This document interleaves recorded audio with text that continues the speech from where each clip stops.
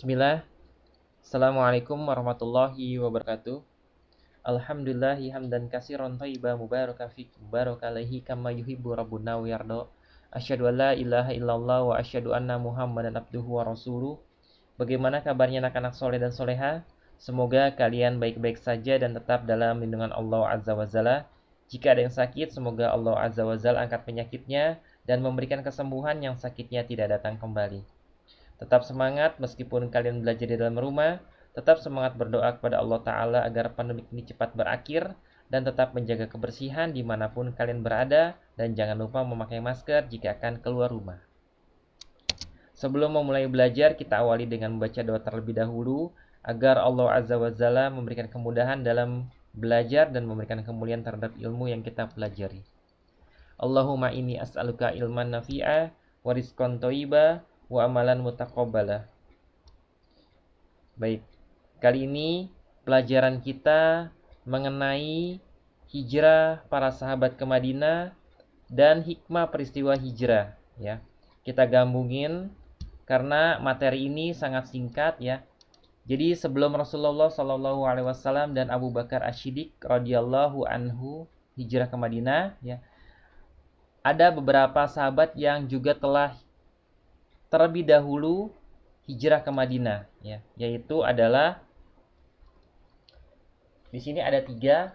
Yang pertama adalah Abu Sa'lamah, yang kedua adalah Su'aib Ar-Rumi, dan yang berikutnya yang ketiga adalah Umar bin Khattab ya. Jadi ketiga sahabat itu masing-masing memiliki perbedaan pada saat melakukan hijrah ke Madinah. Ada yang hijrah dengan secara terang-terangan, ada juga yang hijrah dengan meninggalkan istri serta juga anak, dan juga yang hijrah dengan mengeluarkan harta dan juga mengeluarkan seluruh usahanya, ditinggalkan di kota Mekah ya. Jadi masing-masing sahabat itu mempunyai ciri khas tersendiri pada saat melakukan hijrah ke kota Madinah. Jadi Rasulullah Shallallahu alaihi wasallam dan kaum muslimin ini bukan tanpa alasan untuk hijrah ke kota Madinah ya. Jadi ada berbagai faktor yang menjadi pemicu untuk melakukan hijrah. Ya, karena salah satunya adalah siksaan dan tekanan dari kaum kafir Quraisy, dan juga untuk melakukan dakwah secara terbuka, berbagai ancaman mulai diarahkan kepada beliau dan orang-orang beriman yang mengikutinya. Maka Rasulullah SAW berpikir untuk mencari perlindungan keluar Mekah, sehingga terjadilah hijrah kaum muslimin. Ada yang ke Habasyah, ada yang ke Taif, dan kemudian ke Madinah ya. Tetapi penyebab hijrah ini diantaranya adalah karena penyiksaan dan penindasan dari kaum kafir Quraisy atas kaum muslimin ya. Faktor ini tersidap dalam perkataan Bilal radhiyallahu anhu ketika ia hendak berhijrah ya. Wahai Allah, laknatlah Syaibah bin Rabi'ah, Utbah bin Rabi'ah, dan Umayyah bin Khalaf ya, sebagaimana mereka telah menyebabkan kami keluar dari negeri kami ke negeri derita ini.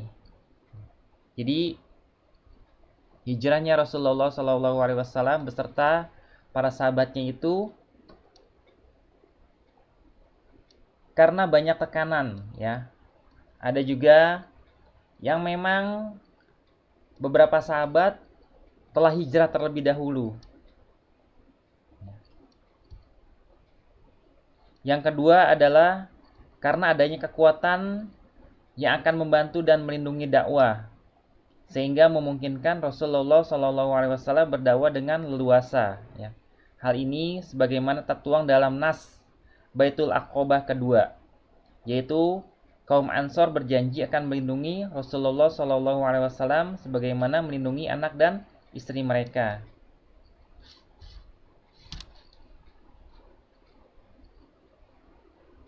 Dan faktor yang ketiga, hijrah Rasulullah SAW adalah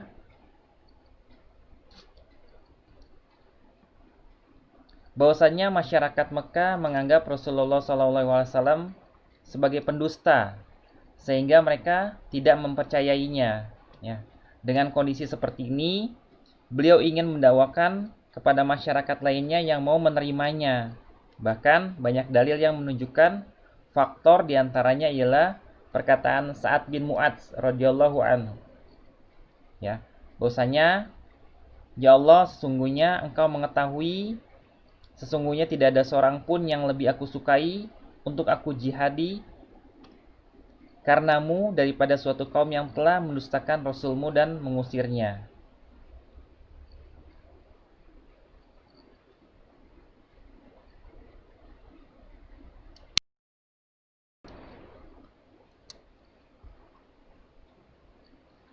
Baik, jadi hikmah peristiwa hijrah Rasulullah SAW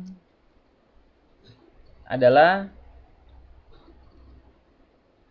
tercantum dalam hadis riwayat Bukhari bahwasanya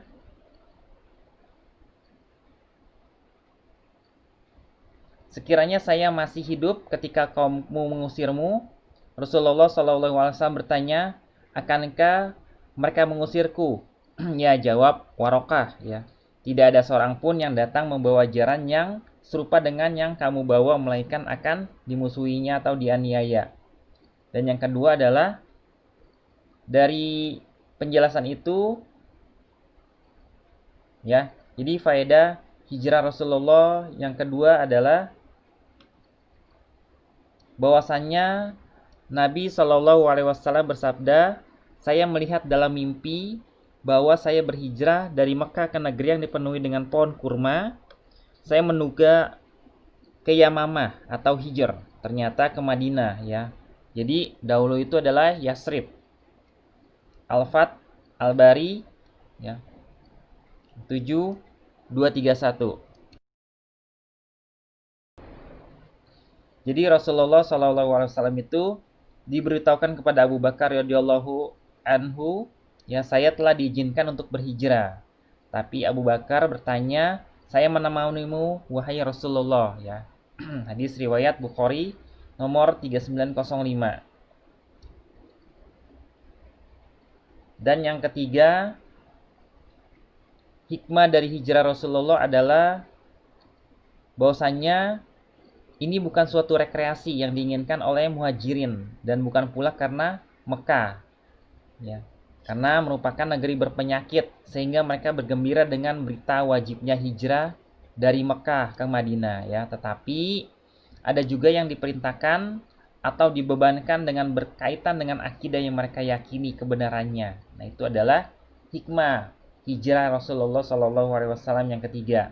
Dan yang keempat, hikmahnya bahwasanya para sahabat Rasulullah SAW melaksanakan perintah Rasulullah SAW terhadap hijrah ke Madinah dengan meninggalkan anak, harta, dan tanah air.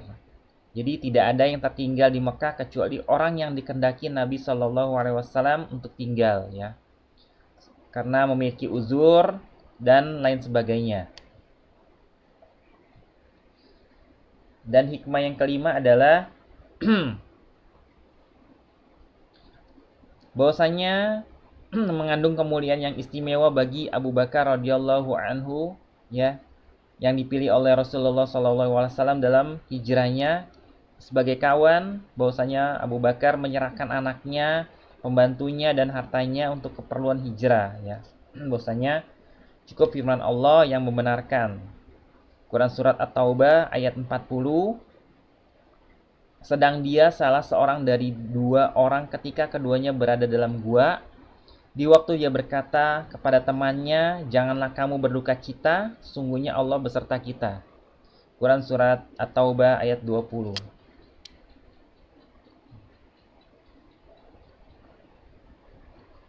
Dan yang keenam, hijrahnya Rasulullah SAW bersama para sahabatnya menunjukkan keistimewaan Ali bin Abi Thalib karena dialah yang tidur di tempat tidur Rasulullah SAW. menggantikan posisinya yang sangat berbahaya, mempertaruhkan nyawa dengan satu keyakinan kepada Allah akan menjaga dan melindunginya.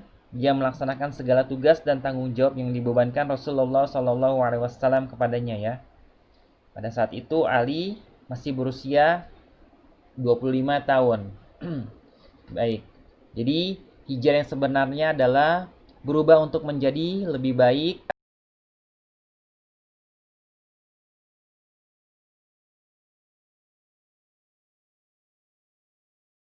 karena kecintaan kepada Rasulullah SAW. Jadi begitulah cita-cita yang besar pasti membutuhkan pengorbanan yang besar pula ya. Bagi kita yang hidup di zaman ini, semangat berhijrah harus tetap tertanam dalam diri. Semangat hijrah berarti semangat untuk berubah menjadi lebih baik. Dari malas menjadi rajin, dari maksiat menjadi taat, dari durhaka menjadi soleh, dari kikir menjadi dermawan, dari dendam menjadi pemaaf, dari perpecahan menjadi persatuan, dan dari kufur menjadi iman. Ya, itu adalah hijrah pada saat kita di zaman ini ya. Karena para sahabat Rasulullah SAW menjadikan keridhaan Allah sebagai satu-satunya tujuan hidup mereka, bukan kekayaan duniawi ya. Jadi mereka adalah orang-orang yang merindukan surga dan lebih memilih kehidupan di akhirat daripada di dunia. Baik, sepertinya itu saja pembahasan singkat SKI pelajaran 2 kali ini. Apabila dalam pelajaran 1 dan 2 ada kesalahan atau kekeliruan, Bapak mohon maaf. Kita tutup dengan doa kafaratul majelis. Subhanaka Allahumma wa bihamdika asyhadu an la ilaha illa anta astaghfiruka wa atubu ilaik. Assalamualaikum warahmatullahi wabarakatuh.